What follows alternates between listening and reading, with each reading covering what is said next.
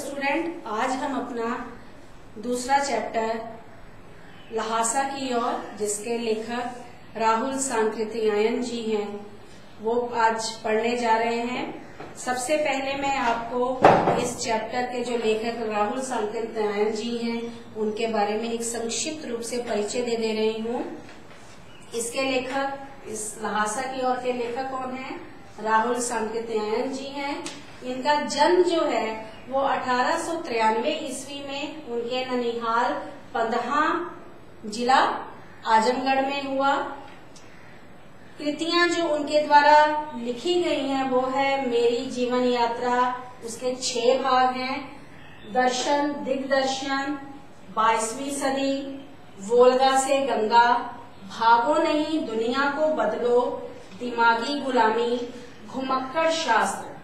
इनके अलावा जो है इन्होंने सिर्फ हिंदी ही नहीं बल्कि हिंदी को छोड़ इतिहास, भूगोल और आदि कई भाषा जो है विषयों पर अपनी पुस्तकें लिखी और जिनकी कुल संख्या 150 है। इनका देहांत जो है वो सन 1963 में हुआ।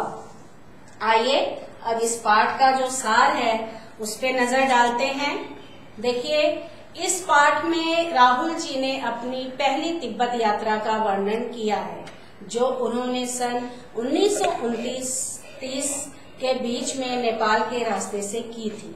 चूंकि उस समय भारतीयों को तिब्बत की यात्रा की अनुमति नहीं थी, इसलिए उन्होंने यह यात्रा एक भिखमंगे के छद्मवेश में की थी। लेखक की यात्रा बहुत वर्ष पहले, जब फरिंगलिंगपोंग का रास्ता नहीं बना था, तो नेपाल से तिब्बत जाने का एक ही रास्ता था। इस रास्ते पर नेपाल के लोगों के साथ साथ भारत के लोग भी जाते थे। ये रास्ता व्यापारिक तथा सैनिक रास्ता भी था, इसलिए इसे लेखक ने मुख्य रास्ता बताया है। तिब्बत में जाति पात, छुआछूत का सवाल ही नहीं उठता और वहाँ जो औरतें हैं वो पर्दा नहीं डालती थी। चोरी की आशंका के कारण भिखमंगों को कोई घर में नहीं घुसने देता था, नहीं तो अपरिचित होने पर भी आप वहाँ किसी के घर के अंदर भी जा सकते हैं।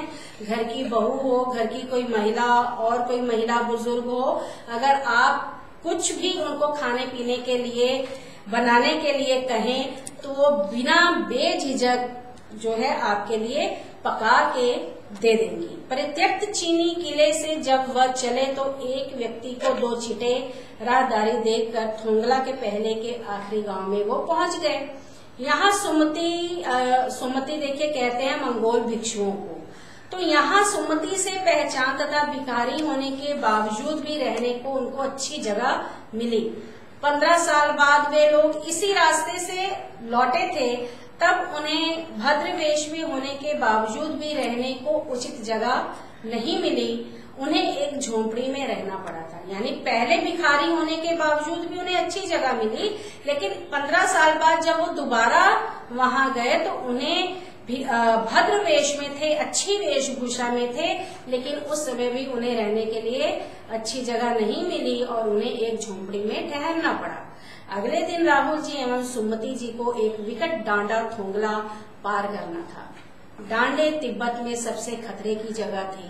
16-17 हजार फीट ऊंची होने के कारण दोनों और गांव का नामो निशान ही नहीं था और डाकुओं के छिपने के लिए ये अच्छी जगह थी। और उस समय सरकार के कानून भी इतने सख्त नहीं थे, बहुत नरमी थी सरकार की तरफ से भी। इसी कारण जो है यहाँ जो है सरकार की नरमी के कारण, कोई सख्त कानून न होने के कारण यहाँ अक्सर लोगों के खून हो जाया करते थे। यहाँ के लोग बंदूकों को लाठियों की तरह लेकर घूमते थे, परंतु लेखक चूंकि वो भिखारी के वेश में थे इसलिए उन्हें हत्या की परवाह नहीं थी, परंतु ऊंचाई का डर बना हुआ था। दूसरे दिन उन्होंने डांडे की चढ़ाई घोड़े से की, जिसमें उन्हें दक्षिण पूरब और बिना बर्फ वाले पहाड़ दिखे तथा उत्तर की ओर पहाड़ों में कुछ बर्फ दिखी। उतरते समय लेखक का घोड़ा पीछे चलने लगा और वे बाएं की ओर 1.5 मील थोड़ा आगे चल दिए। बाद में जब थोड़ा आगे 1.5 मील चलने के बाद जब उन्होंने पूछा तो उनको ये पता चला कि जो है लंकोर का रास्ता दाहिने साइड में था, दाहिने तरफ था, तथा इस कारण लेखक को देर हो गई और वो जिसकी वजह से सुमति उनसे थोड़ा नाराज हो गए, परंतु जल्द ही उनका गुस्सा ठंडा हो गया और वे लंकोर में एक अच्छी जगह पर ठहरे। अब वे तिरड़ी के मैदान में थे, जो कि पहाड़ों से घिरा टापू था। सामने एक छोटी सी पहाड़ी दिखाई पड़ती थी। आसपास के गांवों में सुमति के बहुत ही परिचित थे। वे उनसे जाकर मिलना चाहते थे, परंतु लेखक ने उन्हें मना कर दिया और लहासा पहुंचने के लिए कहा। सुमति मान गए। उन्होंने आगे बढ़ना शुरू किया। सुमति एक और यजमान से मिलना चाहते थे, इसलिए उन्होंने बहाना कर शेखर विहार की ओर चलने को कहा। तिब्बत की जो जमीन है वो वहां के छोटे बड़े जागीरदारों के हाथों में बटी हुई है। इन जागीरों का एक बड़ा हिस्सा जो है वो मठों के हाथ में है। अपनी अपनी जागीर में जो हर जागीरदार है कुछ खेती खुद भी करता है, जिसके लिए मजदूर उन्हें बेगार में मिल जाते हैं। लेखक शेखर की खेती के मुखिया भिक्षु नमसे से मिले। वहां एक अच्छा बौद्ध मंदिर था, जिसमें बौद्ध धर्म से संबंधित 103 पोथियां रखी थी और जिसको पढ़ने में लेखक पूरी तरह से रम गए।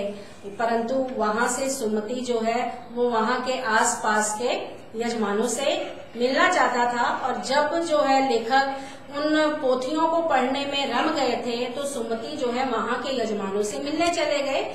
चूंकि तिरड़ी वहां से ज्यादा दूर नहीं था, इसलिए उन्होंने अपना सामान उठाया और अंतिम में नमसे से विदा लेकर वहां से चल दिए। तो बच्चों, ये इस पाठ का छोटा सा संक्षिप्त रूप में मैंने आपको सार बताया है। तो बाकी जो है इसके कठिन शब्द, शब्दार्थ और प्रश्न उत्तर जो है अब हम अगले वीडियो में उसका जो है डिस्कशन करेंगे, और आप इस पाठ को अच्छी तरह से पढ़ लीजिए, समझ लीजिए। धन्यवाद।